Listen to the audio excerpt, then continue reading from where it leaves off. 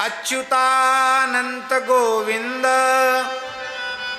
नामोच्चारण भेषजात नश्यन्ति सकला रोगा सत्यम सत्यम वदाम्यहम्। अच्युत अनंत गोविंद ये 3 नाम, इन नामों के उच्चारण रूपी औषधि से सारे रोग नष्ट हो जाते हैं। यह मैं सत्य सत्य कह रहा हूं। विश्वास पूर्वक केवल इतने कोई करो तो रोग नष्ट हो जाता है। हमने एक बार अपने विद्यार्थी जीवन में इसका प्रयोग किया। अक्षय नवमी का दिन था, वृंदावन की बड़ी भारी परिक्रमा चल रही थी, बहुत भर के परिक्रमा चल रही थी और हमको बहुत तेज बुखार था। इतना तेज बुखार था कि 2-2, 3-3 कंबल भी सर्दी कम नहीं कर रहे थे। एकदम ऐसे शरीर कांप रहा था, शरीर टूट रहा था, अपने आप उठना मुश्किल, इतना तेज बुखार। हमारे मन में बार बार व्याकुलता हो रही थी, वृंदावन की सब परिक्रमा कर रहे हैं, बताओ अक्षय तृतीया को, अक्षय नवमी को, कार्तिक शुक्ला नवमी को हम परिक्रमा नहीं कर रहे हैं। सुदामा कुटी में थे तब की बात है।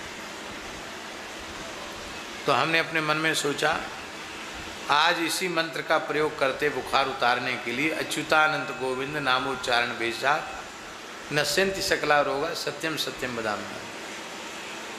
तो एक लकड़ी ली पकड़ने के लिए हाथ में, बुढ़े नहीं थे पर लकड़ी इसलिए ले कहीं चकरा के गिर न जाए। तो एक टेढ़ी बेड़ी सी लकड़ी मिल गई भंडार घर की, उसी को लेके चले। उस समय ये बाहर परिक्रमा नहीं बनी थी, भीतर से परिक्रमा होती थी, ये बाहर वाला रोड नहीं बना था, लेकिन हम बाहर से ही परिक्रमा गए। जो लोग वृंदावन में रहते हैं वो लोग जानते हैं कि सुदामा कुटी से जगन्नाथ घाट कितनी दूर है। कितनी दूर है? 500 मीटर भी नहीं, 200-250 गज होगा।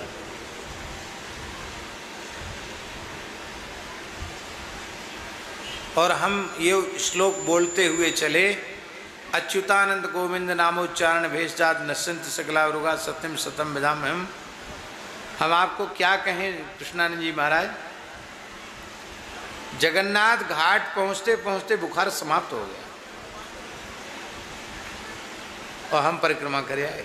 महाराज जी कहीं बाहर पधारे थे वृंदावन में ही, वो बाहर आए तो आए महाराज जी, तो महाराज जी ने कहा पंडित जी कहाँ गए? तो पंडित जी तो परिक्रमा चले गए। अरे परिक्रमा इतने तेज बुखार में, उधर से लौट के आए तो एकदम स्वस्थ। अरे तुम्हें तो बहुत तेज बुखार था। मैं कहा महाराज जी हमने प्रयोग कर लिया अच्युतानंत गोविंद नाम। तो बहुत हंसे, बोले हाँ ठीक है। उसके बाद फिर उतर ही गया बुखार, फिर नहीं चढ़ा, दोबारा उतर गया। तो ये प्रत्यक्ष चमत्कार है, भगवान नाम का उच्चारण करने से भवरोग समाप्त हो जाते हैं। शरीर के रोग क्या हैं?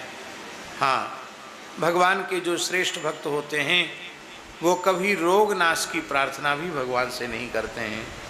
प्रार्थना करते हैं आपके चरणों में हमारी चित्तवृत्ति लगी रहे, यही बात सबसे ऊंची है।